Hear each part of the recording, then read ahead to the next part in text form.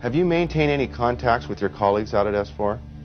No, I never heard from anyone other than for a very brief time after I left. Dennis, who was my supervisor, did try and make contact with me at the meeting place was the Union Plaza Hotel, and I took a friend of mine, Gene Huff, down there, and another friend, a former colleague and scientist from Los Alamos, and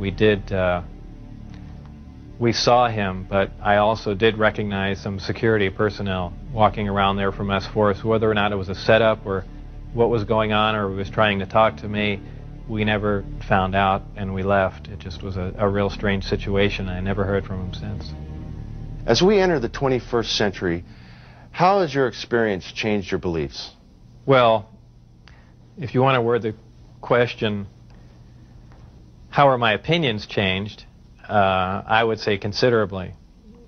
Before I was at S4, I was more or less one of the guys that thought, you know, all these government conspiracy and UFO buffs and things like that were complete lunatics.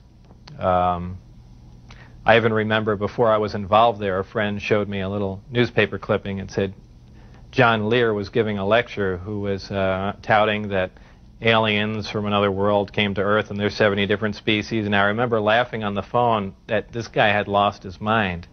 And I was also under the impression that, you know, boy, the government's all for the people, and they, you know, they're out here to protect us and all that. You know, after the experiences I had there, everything is completely turned around. You know, the government is doing everything but looking out for us. I mean, the only thing they're looking out is for themselves. You know, obviously the ET craft do exist. Something had to build them, so there must be aliens.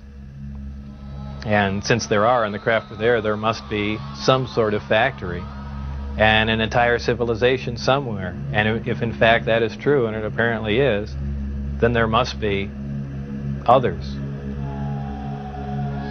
Actual crafts and technology from another world.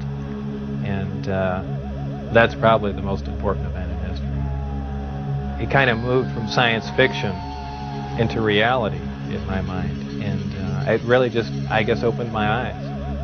The big thing is whether or not we can duplicate them.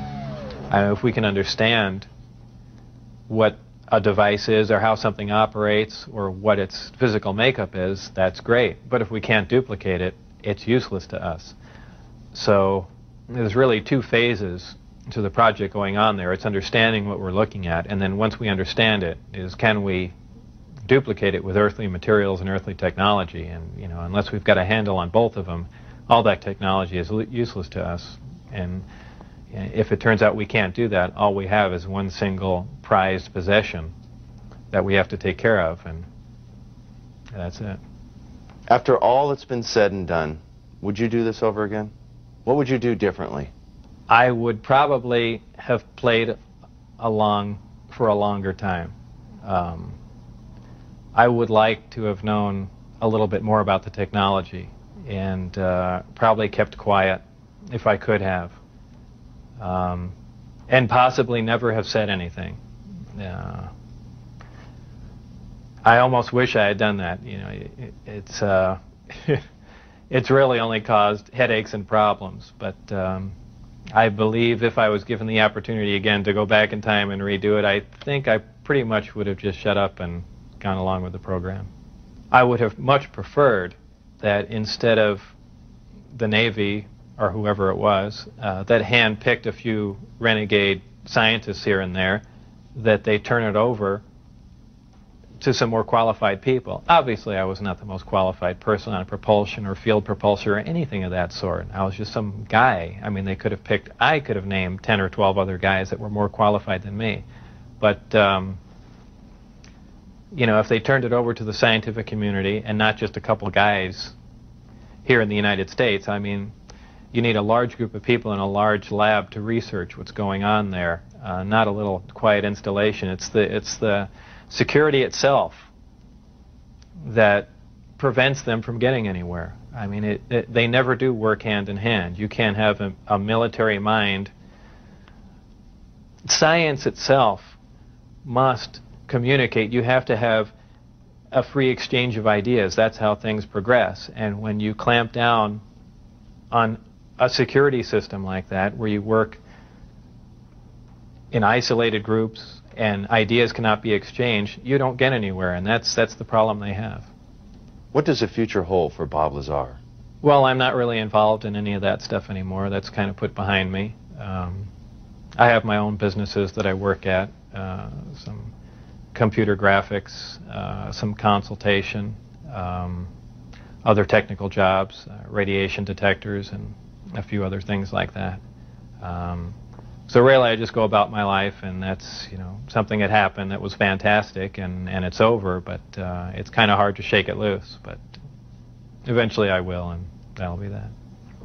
I think all the surveillance and everything stopped. I don't think anyone's bothering to monitor me. I've said everything that I know. It's been all over the place, so it's kind of a done deal. As far as whether or not there are any craft out there, I believe, you know, they were out and gone in probably the late '89, early '90, and the only thing people see now out there are, you know, either flares or planes coming into land, but that's about it. Did you have an interest in flying saucers or science fiction in general as a child?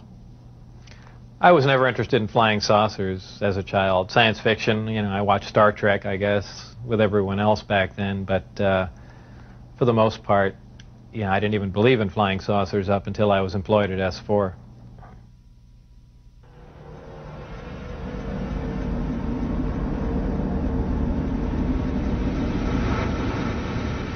I couldn't help at one point in my discussions privately with General Secretary Gorbachev, when you stop to think that we're all God's children, wherever we may live in the world, I couldn't help but say to him, just think how easy his task and mine might be in these meetings that we held if suddenly there was a threat to this world from some other species, from another planet, outside in the universe.